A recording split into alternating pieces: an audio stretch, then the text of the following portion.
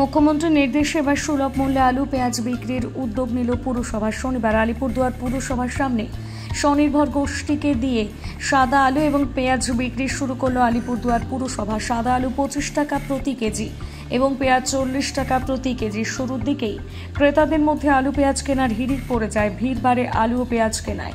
এছাড়া অন্যান্য সবজির দামও অনেকটাই বেশি। রাজ্য সরকারের সুলভ বাংলা স্টলে কম দামে বিক্রি হচ্ছে সবজি, সেখানে ক্রেতারা সব পাচ্ছেন না। সেই দিকে তাকিয়ে আলু ও পেঁয়াজের দামে হ্রাস টানতে পুরসভার এই উদ্যোগ।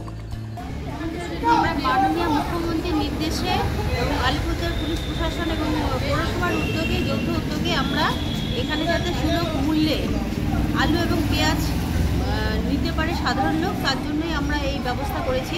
কারণ কি আপনারা দেখতেই পাচ্ছেন যে চারদিকে যে কেন্দ্র সরকারের যে দ্রব্যমূল্য বৃদ্ধি, তাতে সাধারণ লোকের কিন্তু নাভিশ্বাস হয়ে যাচ্ছে সংসার চালাতে।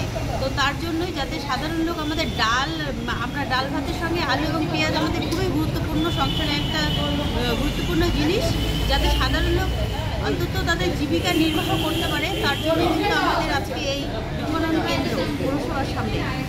তো এই দাম বাড়ার জন্যই কি আপনারা যাতে কম দামে সাধারণ মানুষ পান সেই উদ্যোগ নিয়েছেন?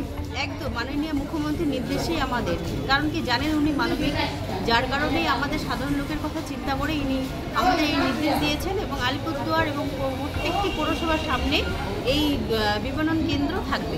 শুধু কি আলু পেঁয়াজ না অন্য কিছু সবজি থাকবে? আপাতত আমরা আলু আর পেঁয়াজটা রাখছি, তারপরে আমরা দেখব যদি অন্য সবজি রাখতে পারি আমরা অবশ্যই চেষ্টা করব।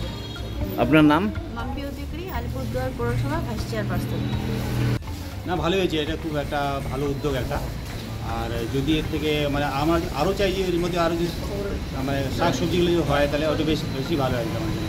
এখানে শুধু আলু আর পেঁয়াজ তো দিয়েছে? হ্যাঁ, সবচেয়ে তো এটা জরুরি প্রত্যেক, আর এটা প্রতি ঘরে দরকার পড়ে, প্রতিদিনই দরকার পড়ে।